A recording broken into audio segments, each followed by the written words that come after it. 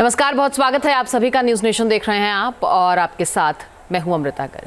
किसी भी खबर का संपूर्ण विश्लेषण करने वाला ये शो है लाई डिटेक्टर टेस्ट, जिसमें आज बात करेंगे अमेरिका के उस ट्रंप कार्ड की जो ईरान के खिलाफ तैयार किया जा रहा है। ट्रंप की अगुवाई में अमेरिका ईरान की घेराबंदी करने में जुट गया है और ट्रंप ने ईरान के खिलाफ एक ऐसा प्लान बना लिया है जिससे ईरान की सरकार घुटनों के बल आ गई है। ईरान की जनता खामेनेई और वहां की सरकार के खिलाफ सड़क पर उतर सकती है और सवाल अब ये उठ रहा है कि 20 जनवरी के बाद ईरान में आखिर क्या होने वाला है। एक साल के अंदर तो ईरान में क्या हुआ, क्या हो सकता है, इस पूरे मामले को दर्शाती हुई ये रिपोर्ट आपको दिखाते हैं। 2025 में ईरान के सीरिया बनने का सच।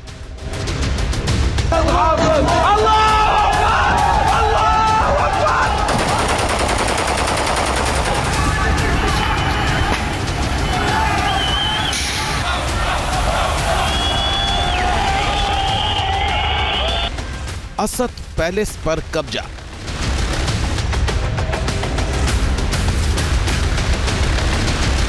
सीरिया के एयरबेस पर कब्जा।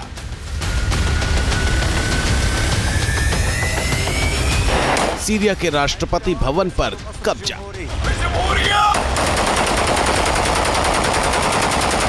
सीरिया की राजधानी दमिश्क पर कब्जा।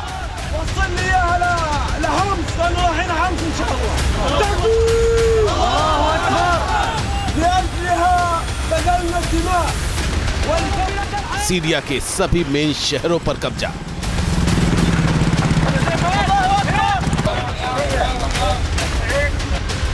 सीरिया के हथियारों पर विद्रोहियों का कब्जा।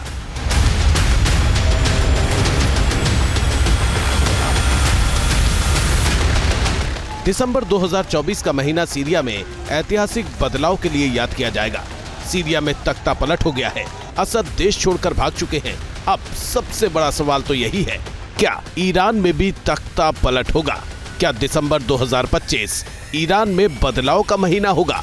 जो दमिश्क में हुआ, क्या वो तेहरान में भी होगा? ईरानी राष्ट्रपति मसूद पेजेश्कियन का हाल भी वही होगा जो असद का हुआ? सीरिया में जिस तरह से हालात बदले, लोगों के जज्बात बदले, उससे मिडिल ईस्ट में महाविनाश की चिंगारी सुलग रही है। कई तरह के कयास लगाए जा रहे हैं। अमेरिका से जो खबर निकल कर आ रही है, उससे मिडिल ईस्ट सहमा हुआ है, ईरान डरा हुआ है।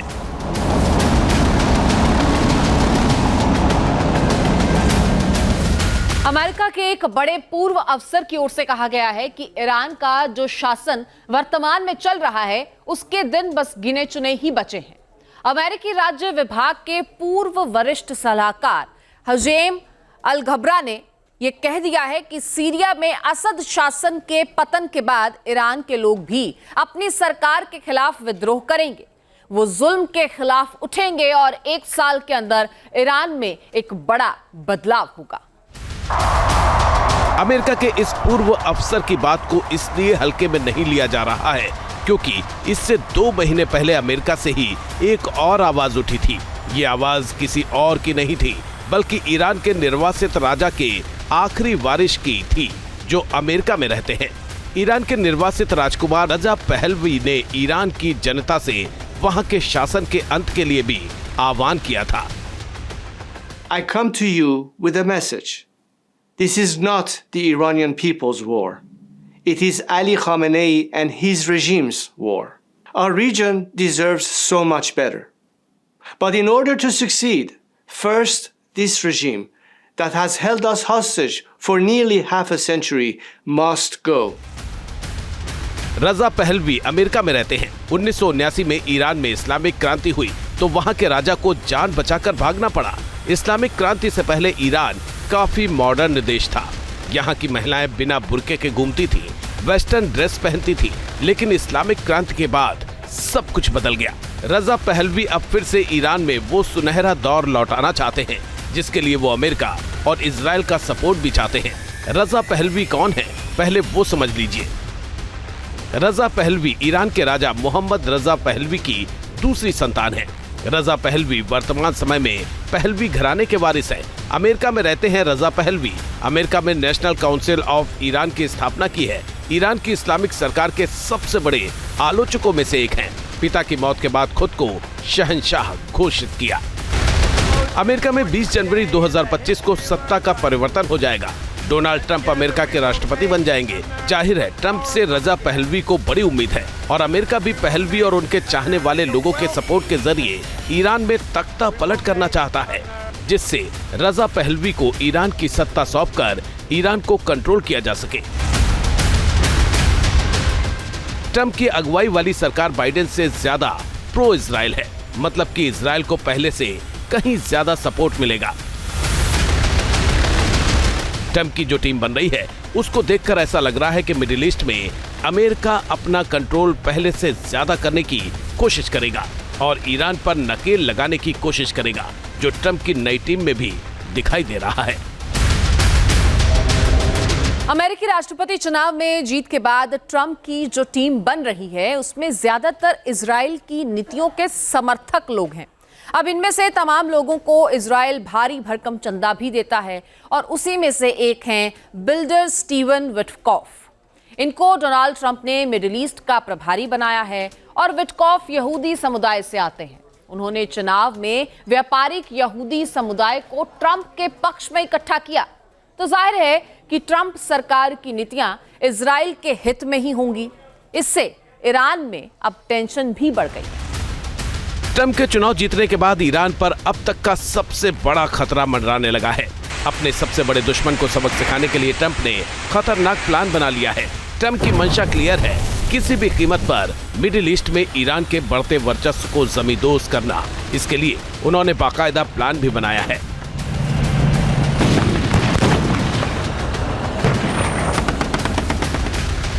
ईरान पर दबाव बनाकर ट्रंप अपनी शर्तों के जरिए झुकाना चाहते हैं। ईरान में बगावत भड़काना चाहते हैं। ईरान में सत्ता परिवर्तन कर कठपुतली सरकार बनाना चाहते हैं ट्रंप। ईरान के न्यूक्लियर ठिकानों को तबाह करना चाहते हैं ट्रंप। ईरान के प्रॉक्सी संगठनों को खत्म करना ट्रंप का मकसद है। ईरान को आर्थिक रूप से कमजोर करना चाहते हैं ट्रंप। डोनाल्ड ट्रंप के लिए फिलहाल ईरान पर हमला करना बेहद मुश्किल है, क्योंकि गाजा युद्ध की वजह से अरब कंट्री में अमेरिका के खिलाफ काफी गुस्सा है। इसलिए माना जा रहा है कि ट्रंप फिलहाल सीधी जंग से बचने के उपायों पर काम करना चाहते हैं। यही वजह है कि डोनाल्ड ट्रंप ने न्यूक्लियर ठिकानों पर हमले की जगह ईरान को अपनी कड़ी शर्तों के जरिए झुकाने के रोडमैप पर काम करना शुरू कर दिया है। ट्रंप ने इस काम का जिम्मा अपने विश्वसनीय और सबसे करीबी एलन मस्क को सौंपा है।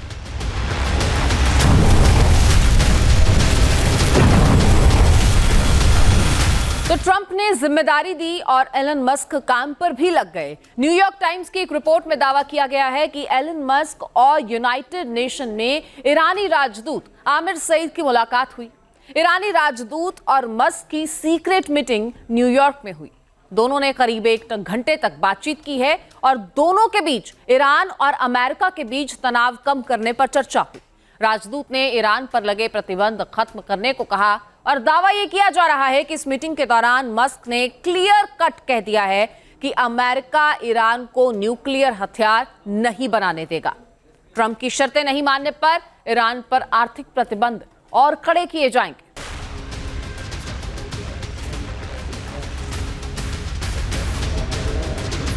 दरअसल ट्रंप सलाहकारों का मानना है कि ईरान की स्थिति उनके पिछले कार्यकाल से काफी बदल चुकी है, जिसकी एक वजह उसके प्रॉक्सी संगठन है, जिसमें हिजबुल्लाह, हूती और हमास जैसे संगठन हैं।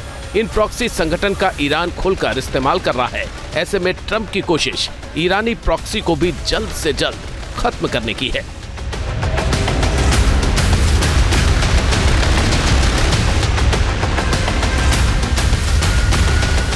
माना जा रहा है कि ये संदेश बेंजामिन नेतन्याहू तक भी पहुंच चुका है और उन्होंने ईरान के टॉप प्रॉक्सी के संपूर्ण सर्वनाश का मिशन शुरू कर दिया है।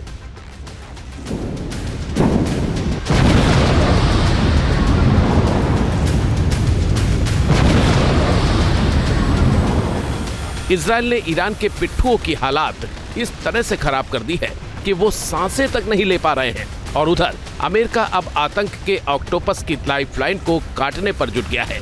अमेरिका के टारगेट पर है ईरान।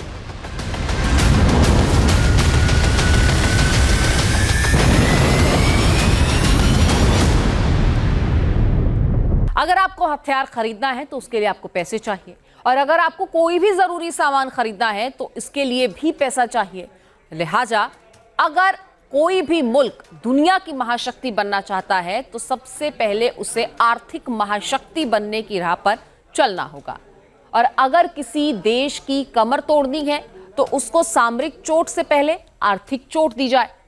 अमेरिका भी ईरान के लिए दरअसल यही रणनीति बना रहा है, और लिहाजा ट्रंप का प्लान यही है कि ईरान को आर्थिक रूप से कमजोर किया जाए।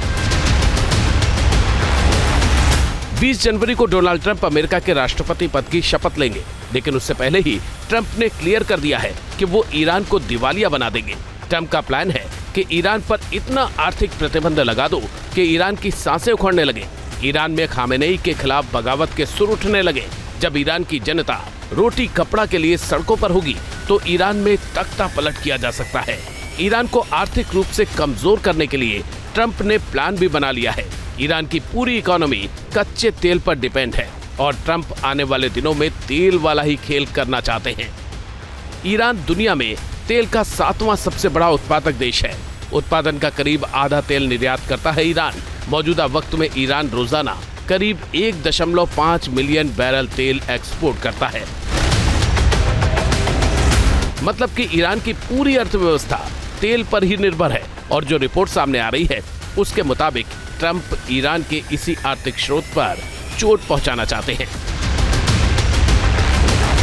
अपने पहले कार्यकाल में ट्रंप एक तरफा रूप से ईरान और पश्चिमी शक्तियों के बीच 2015 के परमाणु समझौते से हट गए और बाद में तेहरान पर फिर से प्रतिबंध लगा दिए।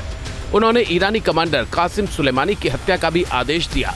कासिम सुलेमानी ने ईरान रिवोल्यूशनरी गार्ड कॉर्प्स की विदेशी ऑपरेशन शाखा कुद्स फोर्स का नेतृत्व किया था।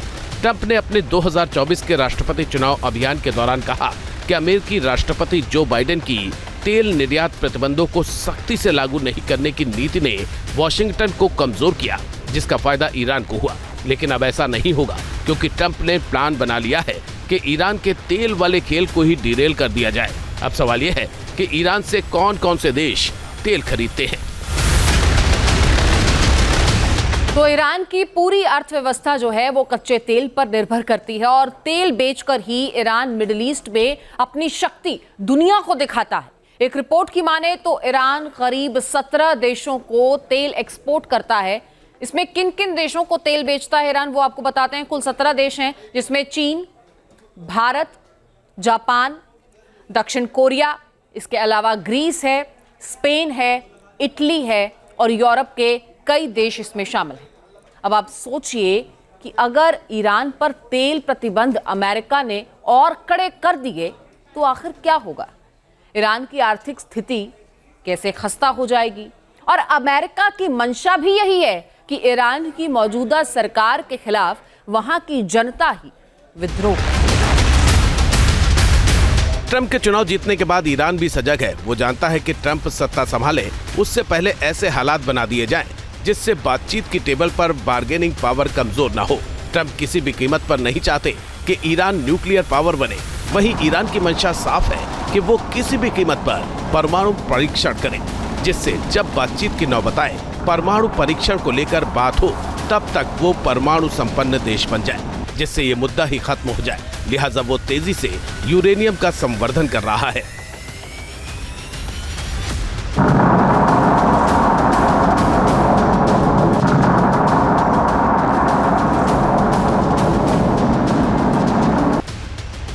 लेकिन ईरान ने मिडिल ईस्ट में इतने दुश्मन पाल लिए हैं कि उसके लिए भी मुश्किल हो रही है।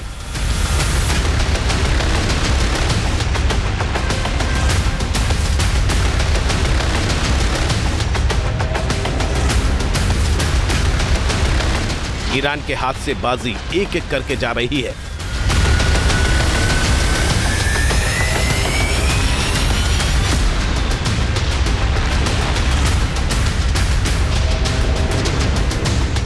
पहले उसके प्यादे जंग में पिटे, अब सीरिया में भी वो पिट गया।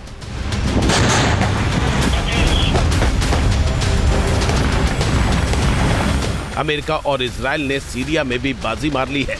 लिहाजा जब हर मोर्चे पर खामेनेई और उनकी टीम की भत पिट रही है। ऐसे में इस वक्त खामेनेई और उनकी टीम पर भारी दबाव है।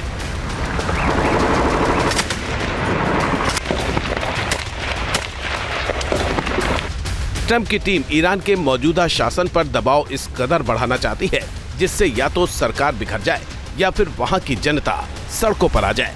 दोनों ही सूरत में फायदा अमेरिका को होगा और इस तरह से 1 साल के अंदर ईरान का भी वही हाल होगा जो सीरिया का हुआ।